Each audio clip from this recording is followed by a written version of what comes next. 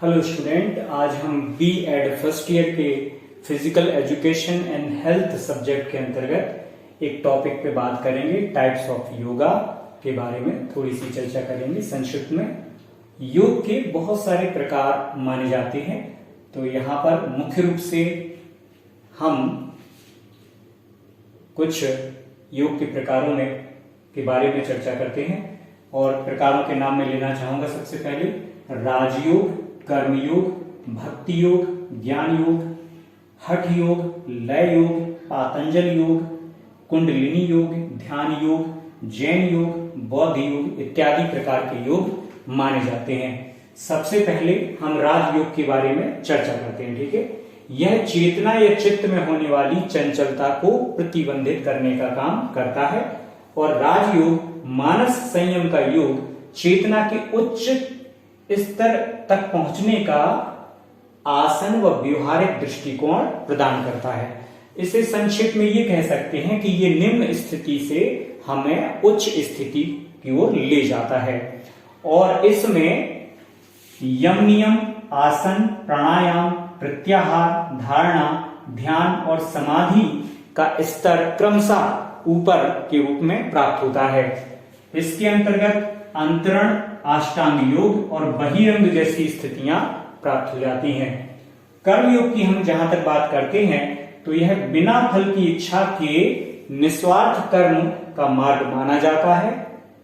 योग में आप सभी कार्य आराम से करना सीखते हैं और इसके द्वारा मानव अपनी प्रबल आसक्तियों से छुटकारा पा लेता है और उसका मन समतापूर्ण स्थिर स्थिति को प्राप्त करता है। किसके अंतर्गत? कर्मयोग के अंतर्गत। इसके अंतर्गत सबसे नीचे तमस स्थिति, फिर मध्य की राजस स्थिति और उच्च की सत्व स्थिति मानी जाती है और ये माना जाता है कि व्यक्ति को तमस से राजस से सत्व स्थिति में पहुंचाने का काम कर्म योग करता है। अगर हम भक्ति योग की बात करें तो भक्ति योग में ये कहा गया है कि यह भक्ति का मार्ग है जिसमें स्वयं परमात्मा के लिए समर्पण होता है और इसमें व्यक्ति स्वयं को अपने अस्तित्व को भुलाकर परमात्मा के अस्तित्व या उच्च चेतना के साथ मिल जाता है। भक्ति के संबंधों के कई प्रकार माने जाते हैं, जैसे मित्र के रूप में भक्ति, सेवक के रूप में भक्ति या सच्चे प्रेमी के रूप में भक्ति। और अब अगर हम चौथे योग के बारे में बात करें जिसे ज्ञान योग कहा जाता है, तो ज्ञान योग में ज्ञान योग को योग का वह प्रकार माना जाता है जो कि अज्ञानता को, व्यक्ति की अज्ञानता को समाप्त करके उसको आध्यात्मिक खोज पर बल देता है। इसके अंतर्गत व्यक्ति के अंदर बहुत सारे जो दुर्गुण पाए जाते हैं, जैसे काम, क्रोध, लोभ, मोह, मद और मत्सर, इनको व्यक्ति त्याग देता है। जब व्यक्ति को ज्ञान प्राप्त होता है तो इन विकारों को त्याग देता है और सच्चे भक्ति के मार्ग पर अग्रसर हो जाता है, अर्थात जो व्यक्ति की आत्मा है वो परमात्मा की ओर बढ़ जाती है और एक स्तर ऐसा आता है जब व्यक्ति की आत्मा परमात्मा में विलीन हो जाती है। इसी को ज्ञान योग माना गया है। इसके बाद हठ योग, लय योग, पातंजल योग, कुंडलिनी योग, ध्यान योग, जैन योग और बौद्ध योग का भी वर्णन योग के प्रकारों में किया गया है। लेकिन मुख्य रूप से ये चार प्रकार हैं जो योग के प्रकार माने जाते हैं और सभी शिक्षा शास्त्री इनको योग के प्रकारों में शामिल करते हैं। पहला राजयोग, दूसरा कर्मयोग, तीसरा भक्ति योग और चौथा ज्ञान योग। अगर कोई व्यक्ति इन चारों प्रकार के योगों को जान ले और किसी एक योग को ही अपना ले, केवल एक योग को ही अपना ले, मनसा वाचा कर्मणा उसके अंतर्गत कार्य करे, तो निश्चित रूप से व्यक्ति निम्न स्तर से उच्च स्तर को प्राप्त करने में सफल हो जाता है। केवल किसी भी एक योग को पूरी तरह से फॉलो करने का काम करने की आवश्यकता है। लेकिन जो ज्ञान योग है वो ऐसा योग माना जाता है जिसमें व्यक्ति आसानी से अपने अहंकार को त्याग कर और आत्मा को परमात्मा से जोड़ने का काम करता है। इससे लाभ ये होता है कि व्यक्ति के अंदर जो काम, क्रोध, लोभ, मोह, मद और मत्सर जैसे विकार उत्पन्न होते हैं उनको संयमित कर लिया जाता है और व्यक्ति अपने उच्च स्तर को प्राप्त करता है और व्यक्ति की आत्मा का परमात्मा की आत्मा में विलय हो जाता है। तो इस प्रकार से सभी प्रकार के जो योग है मुख्य रूप से वो व्यक्ति को निम्न स्तर से ऊंचे स्तर पर पहुंचाने का ही काम करते हैं। जैसे राजयोग जो है वो व्यक्ति की चंचलता को प्रतिबंधित करने का काम करता है और मानस संयम पर बल देता है। इससे क्या होता है, व्यक्ति को उच्चतर स्तरों तक पहुंचने में सफलता प्राप्त होती है और आसन व व्यवहारिक दृष्टिकोण भी उसे प्राप्त होता है। अगर हम कर्मयोग को देखें तो कर्मयोग तो निस्वार्थ कर्म की भावना का मार्ग माना जाता है और इसमें सभी कार्य व्यक्ति आराम से करता है और इसके द्वारा मानव अपनी प्रबल आसक्तियों से भी छुटकारा पा लेता है और उसका मन जो होता है वो समतापूर्ण स्थिति को प्राप्त कर लेता है।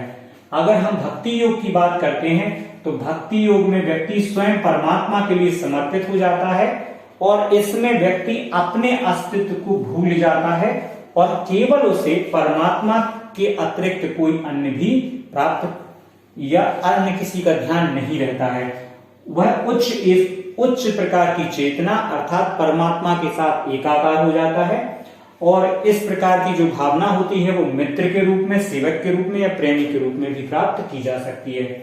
ज्ञान योग में व्यक्ति क्या करता है, अपनी अज्ञानता को त्याग देता है और आध्यात्मिक खोज के लिए ज्ञान रूपी मार्ग को अपनाता है। इससे व्यक्ति के बहुत सारे विकारों जैसे अहंकार और काम, क्रोध, मद, मोह, लोभ, मद और मत्सर का विनाश हो जाता है और व्यक्ति अपने आप को एक स्वतंत्र और निश्चल व्यक्ति के रूप में पाता है।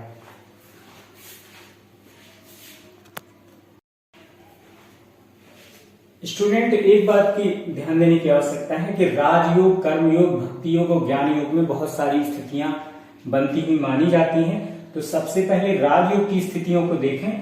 इसकी पहली स्थिति होती है यम नियम की स्थिति, दूसरी स्थिति होती है आसन की स्थिति, तीसरी स्थिति होती है प्राणायाम की स्थिति, चौथी स्थिति होती है प्रत्याहार की स्थिति, पांचवी स्थिति धारणा कहलाती है, छठवीं स्थिति ध्यान और सातवीं स्थिति समाधि की स्थिति कहलाती है।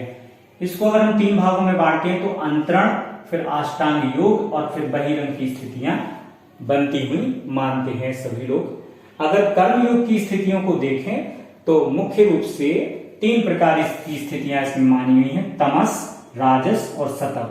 तमस यानी तामसिक स्थिति, राजस यानी राजसिक स्थिति और सतव यानी सात्विक स्थिति मुख्य रूप से। लेकिन सात्विक स्थिति से आगे की जब परमात्मा को प्राप्ति की स्थिति भी मानी जाती है तो उसमें क्रमशः काफी स्थितियां बनती हैं, लेकिन ये प्रमुख रूप से तीन स्थितियां मानी जाती हैं।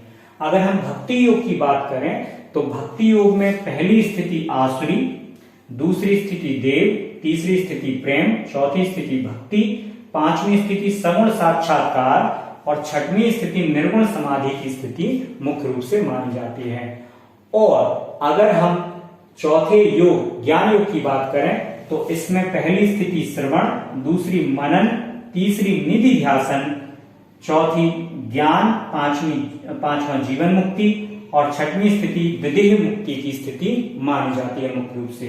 एक बात ध्यान देने की है कि भक्ति की जो स्थितियां हैं उसमें मित्र, सेवक और प्रेमी तीन तरह से भक्ति के रूपों को या भक्ति योग को बांटा गया है। कुछ लोग ईश्वर को अपना मित्र बतलाते हैं, कुछ लोग ये मानते हैं कि ईश्वर के वो सेवक हैं और कुछ लोग ईश्वर को अपना प्रेमी बतलाते हैं। ठीक है, तो मित्र, सेवक और प्रेम ये तीन तरह की स्थितियां भक्ति योग में मुख्य रूप से पाई जाती हैं। और इस प्रकार से हम देखते हैं कि योग के जो प्रकार हैं मुख्य रूप से चार प्रकार माने जाते हैं, लेकिन अन्य भी हैं, ध्यान दीजिएगा। हठ योग, लय योग, पातंजल योग, कुंडलिनी योग, ध्यान योग, जैन योग, बौद्ध योग इत्यादि प्रकार के भी योग के प्रकार माने जाते हैं, लेकिन मुख्य रूप से चार प्रकार के योगों के बारे में ही चर्चा की जाती है। तो हमने आज संक्षेप में योग के प्रकारों के बारे में चर्चा करने का प्रयास किया है।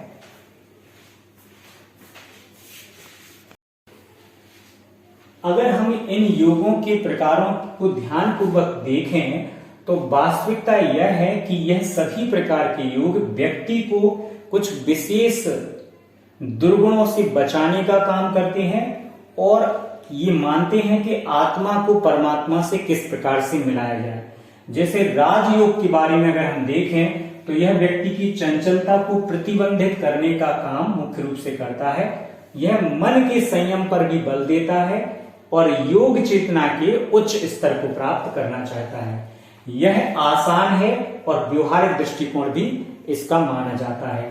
अगर हम कर्मयोग की बात करें तो ये निस्वार्थ कर्म की भावना से कार्य करने पर बल देता है और मानव को अपनी प्रबल आसक्तियों से छुटकारा पाने के बारे में भी चर्चा करता है। इसके अलावा यह व्यक्ति के मन को समतापूर्ण स्थिर स्थिति में लाने का भी प्रयास करने पर बल देता है।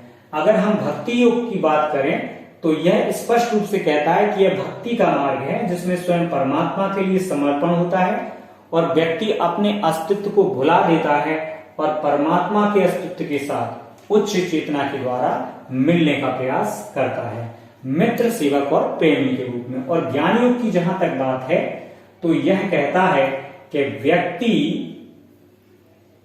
ज्ञान के माध्यम से यानी श्रवण मनन निधिध्यासन ज्ञान के द्वारा जीवन की मुक्ति या विदेह मुक्ति को प्राप्त करे, इस प्रकार का प्रयास ज्ञान योग के द्वारा किया जाता है। क्योंकि ज्ञान योग क्या है, यह एक प्रकार की अज्ञानता को समाप्त करके आध्यात्मिक खोज पर बल देता है, यानी व्यक्ति के अहंकार को नष्ट करता है और उसके अंदर नैतिकता और विनम्रता का समावेश करने का काम करता है।